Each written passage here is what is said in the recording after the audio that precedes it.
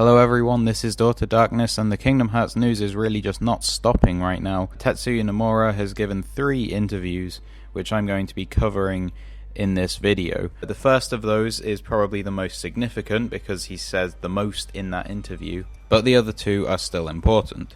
So the first one is with Gadget, and this was released sort of online kind of last night sometime. And basically, I'll just sort of go over pretty much what Nomura said. I'm going to be sort of saying just like briefly, but I'm not going to be adding anything. It's all from Nomura, so it's all official. So basically, he said that from this trailer, the game has evolved visually quite a lot since the older trailers, which I guess is kind of apparent with the way that it looks now compared to before. You know, now it looks like something from an animated film, like a Disney film or a Pixar film. He also talks about the size of the worlds. He says the worlds are much bigger, as I guess we saw in the trailer as well as the fact that there is seamless travel between areas. No more going to the end of an area, loading screen, start the new area.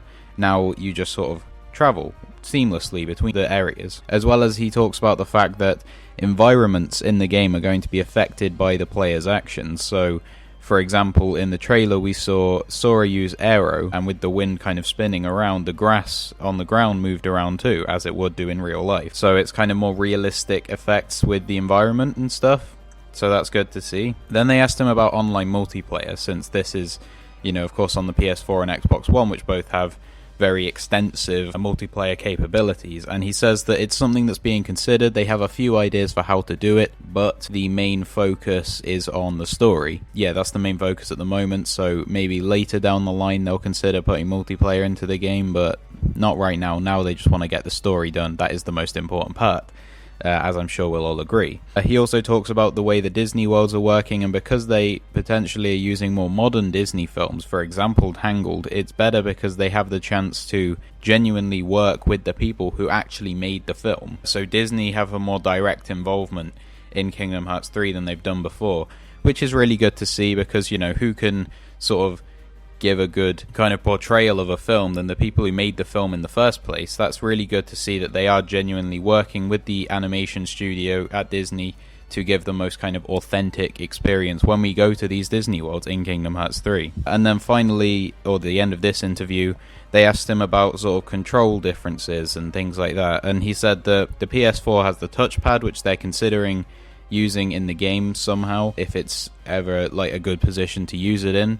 Which, you know, I guess is sort of bad for the Xbox version, but I feel like Nomura and the development team, they are really focusing on the PS4 version, and then the Xbox One version might have to compromise. So that's bad for you, I guess, but it means that the PS4 version can be as good as they can make it, because they can optimize the features like the touchpad that the PS4 has that the Xbox One doesn't. So multi-platform does not mean that they have to sacrifice kind of using the individual features of the PS4, so that's good to see from my point of view at least.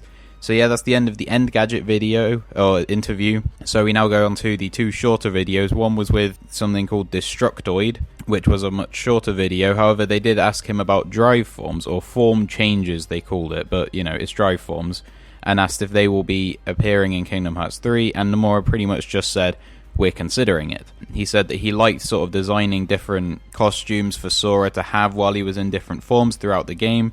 He liked sort of doing that, so it's something that he's considering putting back into Kingdom Hearts 3.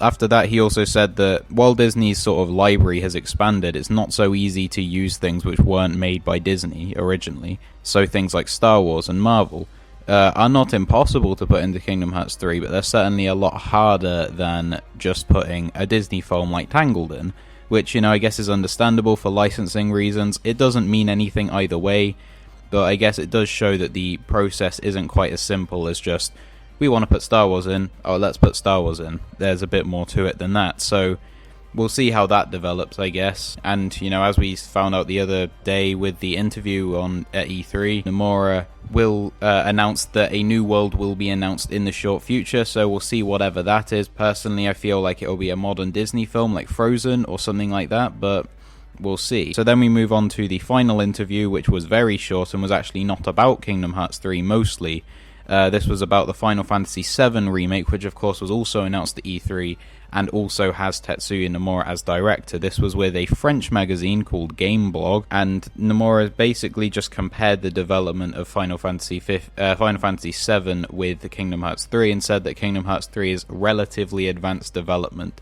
Now, while technically this doesn't mean anything because, you know, it is going to be in advanced development to Final Fantasy VII because they've been making it for that much longer. But, you know, it's still a good sign that they aren't just going on with the early in development thing, which they've been pretty much doing the whole time. I feel like Kingdom Hearts 3 is really getting, like, underway. I think it's more than underway now. I think they're really getting this game made. And from a personal perspective, a couple of days ago, my prediction would have been summer 2017 at the earliest for Kingdom Hearts 3.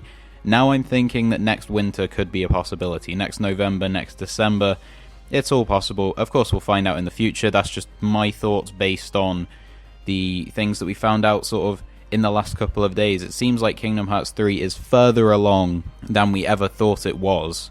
So that's really good to hear. And, you know, I guess now it's just sort of awaiting what's going to come in the months to come. We know we're going to see something at D23 in 5 months' time in November. So, yeah, we can look forward to that. And, yeah, it's just time to wait, I guess, until we get the next Kingdom Hearts news.